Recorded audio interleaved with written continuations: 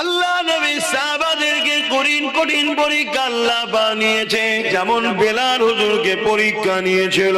হযরত বেলাল গোপনে গোপনে গোপনে গোপনে আমার রাসূলুল্লাহর কাছে এসে ইমানের নূরে কালেমা পড়ে ইসলাম কবুল করে। আল্লাহ নবীর পক্ষে চলে যায়।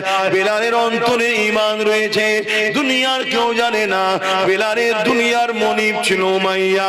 তখন মানুষ কিনা বেচা হতো। আল্লাহ নবী তো এই দাসত্ব প্রথাকে বন্ধ করে দিয়েছে। এ যুবকেরা, তরুণেরা, উমাইয়া কানে এমন করে আল্লাহ বেলালের খবর পৌঁছে দিল। বেলালের পরীক্ষা শুরু হয়ে গেল। বেলালকে উমাইয়া ডেকে জিজ্ঞাসা করতে লেগেছে, এ বেলাল, শুনলাম নাকি তুমি আমাদের দল ছেড়ে দিয়ে মুহাম্মদ রাসূলুল্লাহ দলে চলে গেছো। ওই সময় বেলাল চিন্তা করতে লেগেছে, আমি যদি সত্য কথা বলি এ জালিমরা আমাকে মেরে দেবে। আইন বলে কিছু ছিল না, ইনসাফ বলে কিছু ছিল না, মানবতা বলে কিছু ছিল না। আজ তুমি আমি চুপ থাকার দরুন আজও তোমার আমার সমাজ থেকে আইন বলে আর কিছু নেই, মানবতা বলে আর কিছু নেই, ইনসাফ বলে আর কিছু নেই, বিচার বলে আর কিছু নেই। আইনের গলাতে শাসকের জুলুমের বেল্ট পরিয়ে দিয়ে তাকে গলা টিপে রেখে দেওয়া হয়েছে। এর জন্য দোষী তুমি আমি। কেন চুপ থাকার জন্য অন্যায় মাথা চারা দিয়ে দিয়েছে। এ যুবকেরা, তৈরি হও, প্রস্তুত হও, জুলুমকে মিটাতে হবে, নাই তোমার আমার বাচ্চারা বাঁচতে পারবে না। এই বাপ হয়ে সন্ত্রাস মুক্ত সমাজ গড়ো, জুলুম মুক্ত সমাজ গড়ো। তোমার বাচ্চার জন্য একটা ইনসাফ ইনসানিয়াতের সমাজ তৈরি করে রেখে যাও। আজও সময় আছে, তোমার আমার সংখ্যা এখনো অনেক রয়েছে। যদি আজ না জাগো, কাল তুমি জাগবে, কিন্তু আর উপায় থাকবে না। বুঝছেন তোমার কথা? এ নওজোয়ান তরুণীরা, হযরত বেলাল চিন্তা করতে লেগেছে, আমি যদি সত্য কথা বলি জালিম আমাকে মেরে ফেলবে, মিথ্যা কথা যদি বলি আল্লাহ নারাজ হয়ে যাবে। ওই সময় বেলালও বলেছিল, আশহাদু আল্লা ইলাহা ইল্লাল্লাহ ওয়া আশহাদু আন্না মুহাম্মাদান আবদুহু ওয়া রাসূলুহু। এই কথা শুনে উমাইয়া রেগে গেল, এ জালিয়ে বেলাল রে, আমি তোমাকে খরিদ করেছি, তুমি আমার কেনা গোলাম। ক্ষমতা এখন আমাদের হাতে, যা খুশি তাই করতে পারি, তোমাকে মেরে ফেলতে পারি। বেলাল, কোনো বিচার তুমি পাবে না, কেউ বাধা দিবা থাকবে না। হযরতে বেলাল বলেছিলেন, আমাকে যিনি বানিয়েছে তিনি আমাকে গরিব করে পরীক্ষা নিচ্ছে, আমাকে কৃতদাস করে পরীক্ষা নিচ্ছে। আর তোমাকেও যিনি বানিয়েছে তোমাকে ক্ষমতা দিয়ে পরীক্ষা নিচ্ছে। তুমি সেই স্রষ্টাকে ভুলে গিয়ে জালিম হয়ে গেলে, সেই স্রষ্টাকে ভুলে গিয়ে অত্যাচারী হয়ে গেলে। আর আমি বেলাল গরিব হতে পারি, আমার মালিক আমার অন্তরে রয়েছে, আমার রাসূল আমার অন্তরে রয়েছে। আমি বেলাল আল্লাহ রাসূলের জন্য আল্লাহর পরীক্ষায় আস্তে আস্তে জীবন দেয়া পছন্দ করি। তথাপিও তোমাদের সঙ্গে গিয়ে শান্তি সাম্রাজ্য নিতে, তোমাদের সঙ্গে গিয়ে ধন দৌলত নিয়ে আরাম আয়েশের জিন্দেগি চাই না। কারণ এই দুনিয়া দুদিনে, আমি বেলাল আল্লাহ রাসূলকে হৃদয়ে রেখেছি। দুনিয়ার কোনো ক্ষমতা নাই আমার হৃদয় থেকে আল্লাহ রাসূলকে বার করে দিতে পারবে।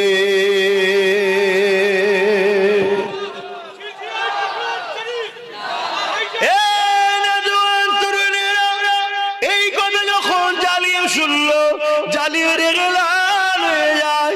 বেলালের কোমরে লোহার বেড়ি পরালো, পায়ে বেড়ি পরালো, কোমরে রশি দিয়ে বাঁধলো, গলায় বেল পরিয়ে নিল। যেমন করে গৃহপালিত পশুগুলোকে টেনে টেনে নিয়ে যাওয়া হয়। আরে গরিব বেলাল, হাবশী দেশের বেলাল, আমার রাসূলুল্লাহ দিওয়ানা, আল্লাহর দিওয়ানা, তাকে এইভাবে টেনে টেনে নিয়ে গিয়ে মক্কার বাজারে হাজির করলো। ভিড় জড়ো হয়ে গেল। ভিড়ের সামনে লোহাকে আগুনে দিয়ে গরম করে বেলালের ঠোঁটে মুখে ছ্যাঁকা দিতে লেগেছে। যে ছ্যাঁকার জন্য বেলালের ঠোঁট ফেটে গিয়েছিল, ঠোঁট পুড়ে গিয়েছিল, এই হযরতে বেলাল তুতলা হয়ে গিয়েছিল। বেলালের ঠোঁট গুলো জীব গুলোকে পোড়াতে লেগেছে। এই অবস্থা তো বেলাল এই জবান দিয়ে বলতে লেগেছে লা ইলাহা ইল্লাল্লাহ মুহাম্মাদুর রাসূলুল্লাহ। হে যুবক, মন দিয়ে শোনো, এখন পাপ তোমার কোমর পর্যন্ত উঠেছে। এখানে যদি তুমি দাবিয়ে পায়ের তলায় নামাতে না পারো, এই পাপ আগামী দিন তোমার বুক পর্যন্ত উঠবে, এই পাপ আগামী দিন গলা পর্যন্ত উঠবে। একটা দিন আসবে এই জালিম শাসকরা তাদের প্রশাসন দিয়ে তোমাদের ঘরের কোরআনকে ব্যান করবে। এই জালিম শাসকরা একটা দিন আসবে প্রশাসন দিয়ে তোমাদের বাড়ির মেয়েদেরকে উঠিয়ে নিয়ে যাবে, বাজারে তাদেরকে নিলামে তোলা হবে। একটা দিন আসবে এই প্রশাসন দিয়ে এই জালিম শাসকরা তোমার আমাকে জোর করে বলবে আল্লাহ ছেড়ে দে, নবী ছেড়ে দে। তুমি এখন ভাবছো তারা না হয় আমার মসজিদ নিচ্ছে, আমি আমার ঘরে নামাজ পড়ে নেব। এদের লক্ষ্য তোমার মসজিদ মাদ্রাসা লিবা নয়, এদের লক্ষ্য হলো তোমাদেরকে মেরে দেওয়া, তোমাদেরকে শেষ করে দেওয়া।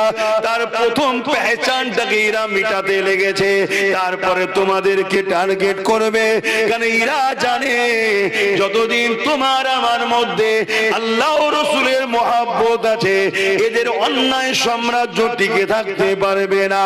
এরা যে ফিরাউনের মতো আজও খোদা হতে চাইছে, নমরুদের মতো আজ এরা খোদা হতে চাইছে।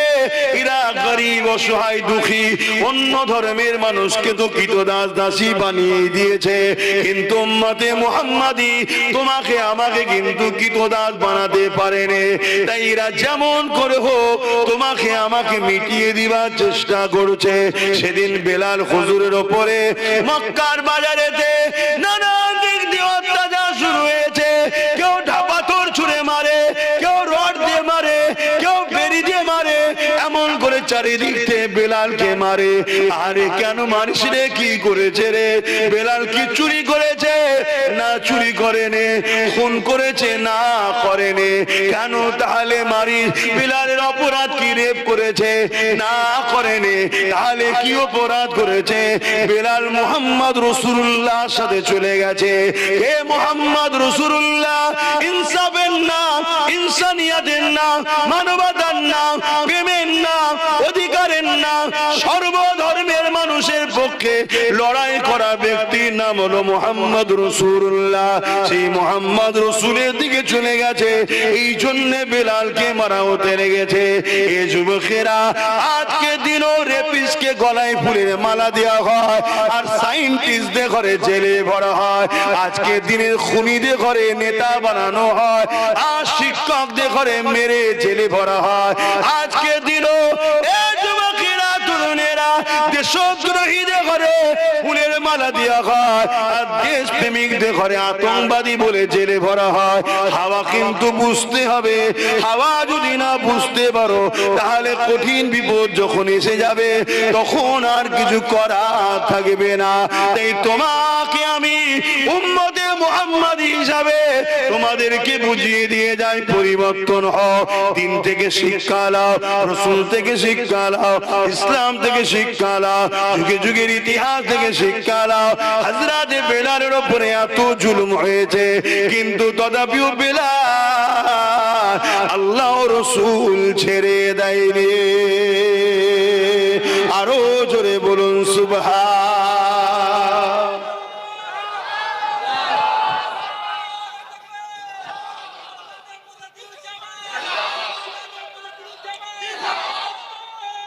আল্লাহ, কেন জুলুম যখন ভয়ানক হবে তখন তোমার মসজিদ নিরাপদে আর থাকবে না, মাদ্রাসা নিরাপদে আর থাকবে না, তোমার খানকা আমার দরবার নিরাপদে, তোমার ঘরের মেয়ে, তোমার বোন, তোমার মা আর নিরাপদে থাকবে না। জুলুমকে মিটাবার নাম হলো ইসলাম। আমি তো ইতিহাস তোমাকে শোনাচ্ছি। দেখো হাদিস, তারিখে হাদিস, আল্লাহ নবীর উপরে মক্কার জালিমরা, এ যুবকেরা তরুণেরা কত অত্যাচার করেছিল।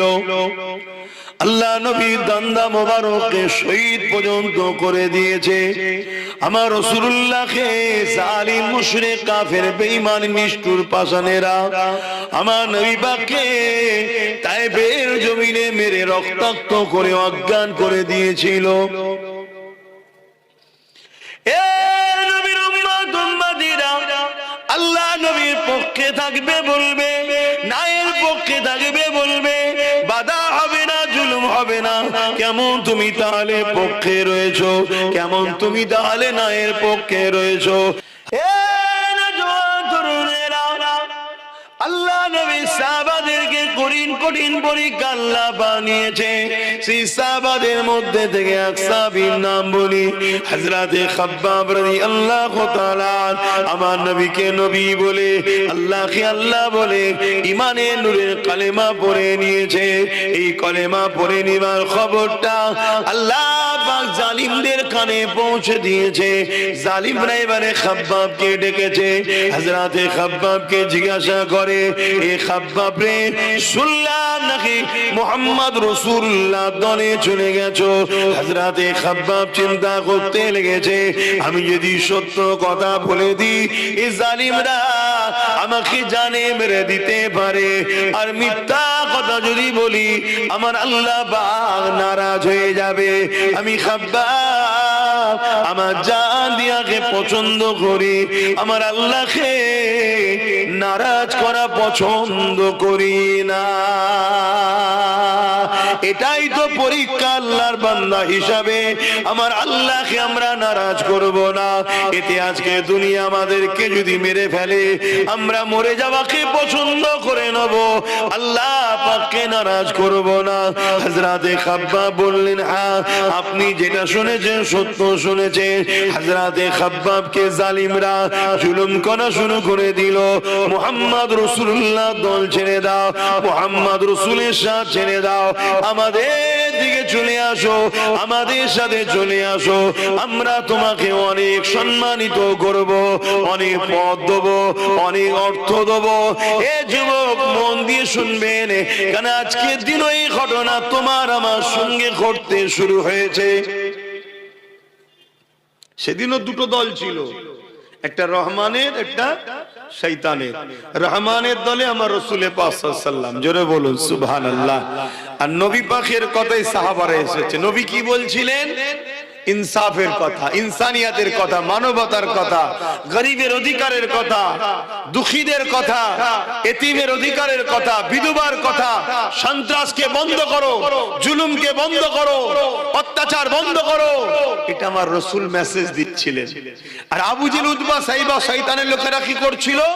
তারা গরিবদেরকে লুটতো, জুলুম করত, খুন করত, নারীদেরকে বাজারে নিয়ে বিক্রি করত, বাচ্চা বাচ্চা কন্যা সন্তানকে জ্যান্ত পুঁতে দিত। তারা এমন করে সমাজে গরিব ঘরের ছেলেদের গলায় কোমরে বেল্ট লাগিয়ে বাজারে নিয়ে যে নিলামে তুলে বিক্রি করত। বলো আজকেও আবু জেহেল আছে না নাই? কথা বলো। আজকের জালিমরা এরকম করছে না করে না? হালকা হলেও করছে না করে না? অ্যাকচুয়ালি এনআরসিটা কি? এনআরসিটা হলো এই লেবার, গরিব লেবারকে গোলাম বানানো।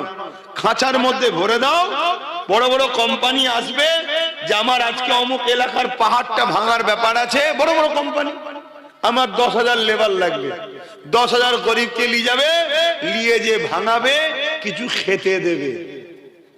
এটা শীতকালের সময় ছিল, আজকে একটু পদ্ধতি চেঞ্জ হচ্ছে। এই কথা বুঝছেন? ইসলাম বলছে এই সকল জালিমদের বিরুদ্ধে লড়াই করা ফরজ। এই শিক্ষাটা আমি আজকে আপনাদেরকে দিচ্ছি, অনেক জায়গায় দিচ্ছি। আর যখন এই কথাগুলো আপনাদেরকে শিখাই, আজকের যারা আবু জেহেল আছে তখন আমার উপর রেগে যাচ্ছে। এইসব কথা বলার কি দরকার? নামাজের কথা নেই, রোজার কথা নেই। আরে নামাজ তো ব্যক্তি জীবনের ইবাদত, তা নামাজের কথা একে শোনাবো কেন? নামাজ আমি পড়ছি, আমি জানি নামাজের ট্রেনিং তো বাপ মাকে দিতে হয়, ওটা তো বাপ মার কাজ। কিন্তু নামাজ পড়ার পরেও ৭২টা দল জাহান্নামে যাবে। সেই শিক্ষাটা তো আমাকে দিতে হবে। কথা মাথায় ঢুকছে তো নাকি? আল্লাহ নবী নূহ নবী নবী যখন মক্কা জমিনে অত্যাচার জুলুমের বিরুদ্ধে মানুষকে বোঝাতে লাগলো, ওই সময় দলে দলে মানুষ আমার রাসূলুল্লাহ দিকে আসতে লাগলো। তার মধ্যে থেকে প্রথম যারা এসেছিল তাদের উপরে প্রচন্ড জুলুমটা বেড়েছিল। আমি একটা উদাহরণ দিচ্ছি। আমি যখন জুলুমের বিরুদ্ধে বলছিলাম, প্রথম যারা এসেছিল রাসূলুল্লাহর গোলামের দিকে, তাদের উপর জুলুম বেড়েছিল না কমেছিল? আজকে তুলনামূলক একটু লোক আস্তে আস্তে আরো যারা বাড়ছে, হালকা হচ্ছে না কম বাড়ছে? এখন কিন্তু হালকা হচ্ছে অনেক জুলুমটা। কথা বুঝে আসছে না? কেন? তারাও ভাবছে যে পাল্লা ভারী হচ্ছে। এই শুনছেন? এ নওজওয়ানেরা, আল্লাহ নবীর সাহাবী হযরত খাব্বাব রাদিয়াল্লাহু তাআলা তিনি ইসলামের প্রথম জামানাতে ঈমানের কলেমা পড়েছিলেন। প্রথম সময়তে রাসূলুল্লাহর হাতে হাত দিয়েছিলেন। এই জন্য সাহাবী হুজুরের উপরে বড় জুলুম হয়েছিল। কেমন জুলুম হয়েছিল? আল্লাহ নবীর সাহাবীকে নিয়ে গিয়ে আগুন তৈরি করেছে। মন দিয়ে শোনো যুবক, আগুন তৈরি করেছে। ওই আগুনের উপরে বসিয়ে দিয়ে আল্লাহ নবী সাহাবীকে বলতে লেগেছে, আল্লাহ ছেড়ে দাও, নবী ছেড়ে দাও। এদিকে আগুন ধরতে লেগেছে। ওই আগুনে সাহাবী হুজুরে কোমরের গোশতখানা পুড়তে শুরু করেছে। যেমন আমরা কাবাব যখন তৈরি করি, ওই আগুনে গোশত পুড়ে পুড়ে রস বাইর হয়, সাহাবীর শরীর থেকে পানি রস বেরোচ্ছে। ওই গোশত থেকে পানি বেরিয়ে বেরিয়ে আগুনখানা বন্ধ হয়ে যায়। আবার সাহাবীকে আগুন থেকে সরিয়ে আবার আগুন জ্বালিয়েছে, আবার সে আগুনে নিয়ে যে বসিয়ে দিয়েছে। এ যুবক, আল্লাহ পাওয়া তোটা সহজ নয় গো, রাসূল পাওয়া তোটা সহজ নয় গো, আল্লাহর প্রেমিক হওয়া তোটা সহজ নয় গো। আল্লাহ তার প্রেমিকদেরকে পরীক্ষা নেবে গো। আল্লাহ তার প্রেমিকদেরকে পরীক্ষা নিয়েছে। সেই নিদর্শন আল্লাহ দুনিয়াকে দেখিয়ে দিয়েছে। আমার ভালোবাসার দাবি শুধু করলে হয় না, আমার যারা প্রেমিক হয় তাদের মধ্যে থেকে দেখো খাব্বাবকে, যে খাব্বাব আমি আল্লাহ আমাকে ভালোবেসেছিল বলে, আমার রাসূলুল্লাহকে ভালোবেসেছিল বলে, তাকে জালিমরা নিয়ে যে আগুনের উপরে বসিয়ে দিয়েছিল। ওই আগুনের কষ্ট পড়তে পড়তে পড়তে বারবার আগুন বন্ধ হয়ে যায়, আবার আগুন ধরায়, আবার বসানো হয়, আর বারবার বলা হয়, এ খাব্বাব, আল্লাহ রাসূলকে ছেড়ে দাও। এ দুনিয়ার মানুষেরা শোনো, আমার প্রেমিক যারা হয় তারা কখনো আমি আল্লাহ রাসূলকে ছাড়ে না। হযরত খাব্বাব প্রমাণ দিয়ে দিয়েছে। তিনার কোমরের গোশত পুড়ে পুড়ে পুড়ে পুড়ে পুরো কোমরটা প্লেন হয়ে গেছে, হাড় বেরিয়ে পড়েছে, তথাপিও তিনি আল্লাহ ও রাসূলকে ছাড়ে রে। আরো জোরে বলুন সুবহান।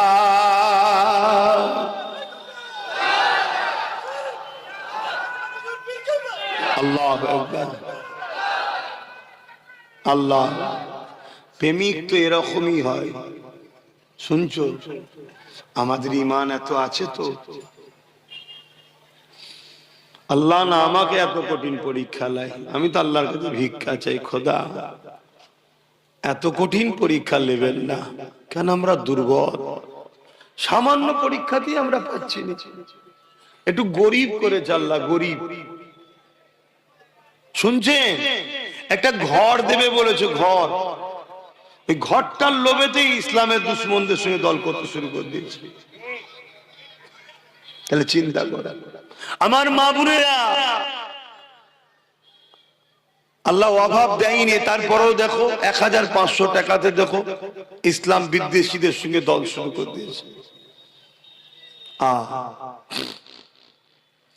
এ নওজওয়ানেরা, আজ আমাদেরকে অনেকে বলে, অনেকে তোমাকে আমাকে শোনায়, হুজুরের ছেলে আসবে কেন সে রাজনীতির বিরুদ্ধে বলবে? শোনো, মনে রেখে দাও, প্রত্যেকটা নবী আলাইহিস সালাম গণেরা জালিম শাসকদের বিরুদ্ধে লড়েছে। তাই যারা ন্যায় পরায়ণ শাসক হবে, ইনসাফ পরায়ণ শাসক হবে, মানবতা প্রেমিক শাসক হবে, গরিব দরদি শাসক হবে, তাদের বিরুদ্ধে আমাদের কোনো কথা নাই, তাদেরকে সাপোর্ট করার নাম হলো ইসলাম।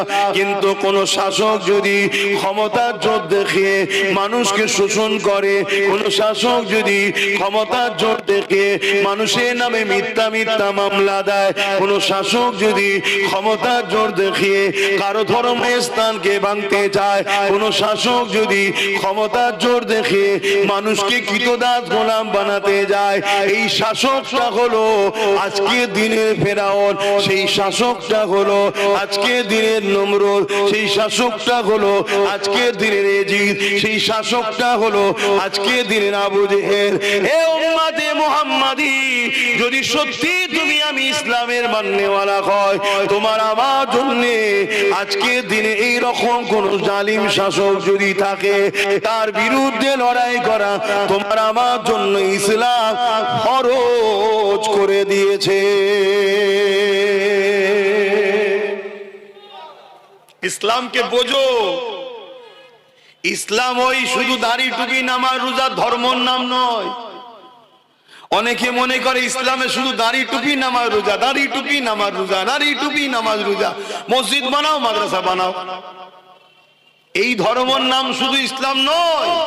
হ্যাঁ, এগুলো ইসলামের মধ্যে, কিন্তু মনে রেখে দিও ইসলাম দাঁড়িয়ে আছে দুটো পাট্টির উপরে। কুনতুম খায়রা উম্মাতিন উখরিজাত লিন-নাস তা'মুরুনা বিল মা'রুফ ওয়া তানহাউনা আনিল মুনকার। অন্যায়কে, জুলুমকে, অত্যাচারকে, সন্ত্রাসবাদকে, মিথ্যাবাদকে মিটিয়ে দিয়ে ন্যায় প্রতিষ্ঠিত করার নাম হলো ইসলাম। জোরে বলুন সুবহানাল্লাহ। এতগুলো ক্যামেরায় রেকর্ড হচ্ছে আর এতগুলো মানুষ শুনছে, আমার এই কথার মোকাবেলায় কোন মুফতি মাওলানা এসে বলুক এটা ভুল বলছে? কথা শুনছেন? আপনাদের ঘরে বড় প্ল্যান মাফিক নকল ইসলাম ধরিয়ে দেওয়া হয়েছে। শুধু বলেছে মসজিদে যাও, নামাজ পড়ো, রোজা রাখো, দাঁড়িয়ে রাখো, হজ করো, টুপি পড়ো, আল্লাহ আল্লাহ করো, আল্লাহ আল্লাহ করো, জান্নাত যাবে, জান্নাত যাবে, জান্নাত যাবে। আল্লাহর জমিনের উপরে ন্যায়কে প্রতিষ্ঠিত করার জন্য নবীরা শহীদ হয়েছে। বনি ইসরাইল কওমের 70,000 কম বেশি নবী আল্লাহ দিয়েছিল। জুলুমের বিরুদ্ধে বলার জন্য নবীদেরকে সেই জালিমরা শহীদ করে দিয়েছে। আর তুমি আমি ঠান্ডায় কম্বল মুড়ি দিয়ে তসবিহ পরে জান্নাত চলে যাও মনে করছো নাকি? হ্যাঁ, আমার অসুবিধা হচ্ছে, বোঝো বাপ। এজন্যই তো আল্লাহ নবী বলেছেন আখিরি জামানা আমার উম্মত উম্মতিদেরকে যেন 1400 হিজরি দেখতে না হয়। কেন? আমার উম্মত উম্মতিরে আখিরি জামানায় এত ফিতনা হবে, এত ফাসাদ হবে, হাতের তালুতে আগুন রাখার থেকেও ঈমান বাঁচানো বড় কষ্ট হবে। হাতের তালুতে আগুন রাখতে পারবেন? এর থেকেও কষ্ট ঈমান বাঁচানো। তাহলে কি হবে?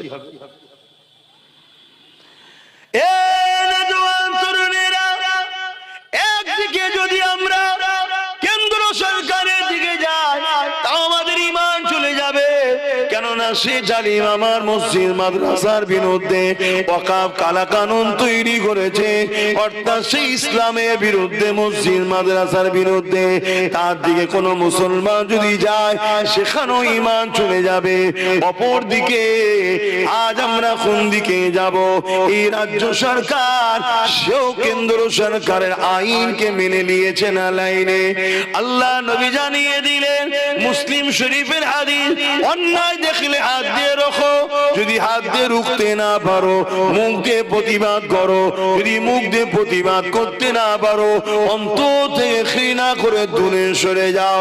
অন্তর থেকে ঘৃণা করে যারা দূরে সরে যাবে তাদের মধ্যে ঈমান আছে, কিন্তু ঈমানটা হলো বড় দুর্বল। বুঝতে পারছেন? তাহলে অন্যায় দেখলে মুসলমান ইমানদারের জন্য 3টে নমুনা যেন পাওয়া যায়। তিনটের মধ্যে কোনটা যদি নমুনা না থাকে ওই মুসলিম নরনারীর ঈমান নাই। আর যার ঈমান নাই সে কবর থেকে শুরু করে প্রতিটা মঞ্জিলে আযাব আযাব আযাব আযাব, শত শেষে সারা জীবনের জন্য জাহান্নাম। আর ঈমান যদি থাকে পৃথিবী পরিমাণ যদি গুনাহ করে ফেলে আযাব খেটে খেটে খেটে খেটে একদিন না একদিন জান্নাত যাবে। তাহলে ঈমানের প্রয়োজন আছে না নাই? কিন্তু রাসূল বলছেন অন্যায় দেখলে হাত দিয়ে রুখে দাও। যদি হাত দিয়ে রোকার ক্ষমতা তোমার না থাকে মুখ দিয়ে প্রতিবাদ করো। মুখ দিয়ে যদি প্রতিবাদ করার ক্ষমতা না থাকে তাহলে অন্তর থেকে ঘৃণা করে দূরে সরে যাও। তাও যদি না করে তুমি অন্যায়ের সঙ্গে সাথ দাও, রাসূলুল্লাহর হাদিস অনুযায়ী তোমার ঈমান নাই। শুনছেন তো নাকি? অসুবিধা হচ্ছে?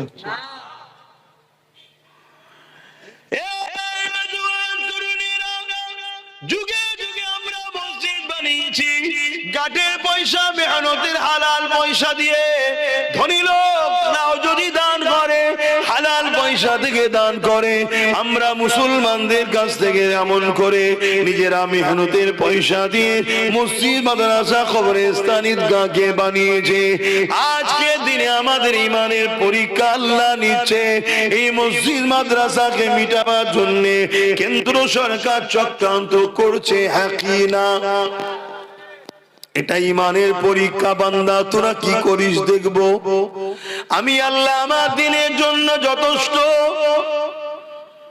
এ যুবকেরা, এ আমার নবী পাকের প্রেমিকেরা, যুগে যুগে আল্লাহ পরীক্ষা নিয়েছে। এমন করে যে যখন ইসলামের বিরোধী করেছিল, শরাবকে আবার জায়েজ করে দিয়েছিল, নিকায়ে মোতাকে আবার জায়েজ করে দিয়েছিল, কন্ট্রাকচুয়াল বিবাহ 1 মাসের জন্য, 1 বছরের জন্য, যেটা আমার রাসূলুল্লাহ হারাম করে দিয়েছিলে, এটাকে নতুন করে এজিদ আবার এটাকে প্রতিষ্ঠিত করে দিয়েছিল। ইমামে হোসাইন পাক বললেন এজিদ রাজনীতির নামে ইসলামের বিরোধী করছে, তার সঙ্গে আমি হোসাইন কখনো আপোষে যেতে পারি না। তার বিরোধী করতে শুরু করে দিলে, যখনই বিরোধী শুরু করলো এজিদ ইমামে হোসাইন পাককে বলতে লাগলো, এ হোসাইন মক্কা মদিনা তুমি নিয়ে নাও, বাকি সব জায়গা আমার থাকবে, তুমি আমার বিরোধী করো না। ইমামে হোসাইন পাক বলেছিলে তামাম কায়নাত হলো আমার নানা জানে, তুমি আমাকে মক্কা মদিনার কি দেখাচ্ছ? আমি হোসাইন আমার নানা দিনের দুশমনের সঙ্গে আপোষ করতে পারি না। এই লড়াই এমন জায়গায় দাঁড়িয়ে গেল ইমামে হোসাইন পাককে জালিমরা শহীদ পর্যন্ত করে দিল। আমার ইমামে হোসাইন পাক শহীদ পছন্দ করলো, কিন্তু নানা দুশমনের সঙ্গে সাপোর্ট করলো না। এ উম্মতে মুহাম্মাদি সেদিনও দুটো দল ছিল, একটা হলো এজিদ বাহিনী যারা হলো শয়তানের দিকে, আর একটা হলো হোসাইনের দিকে যারা হলো রহমানের দিকে। এজিদ ছিল জালিম শাসক। আজ তোমাদেরকে জিজ্ঞাসা করি, আমরা হোসাইনের দিকে না এজিদের দিকে? আওয়াজ দিয়ে বলো। হোসাইনের দিকে যদি হও, আজকাল শয়তানের পক্ষে জালিম শাসক যারা রয়েছে এরা হলো আজকের এজিদ, এদের সঙ্গে সাথ দিয়ে হোসাইনি দাবি করলে হয় না, এদের বিরুদ্ধে লড়াই করে জীবন দিয়ে প্রমাণ করতে হবে আমরা হোসাইনি মৃত্যুকে ভয় করি না। দরুদ শরীফ আল্লাহুম্মা সাল্লি আলা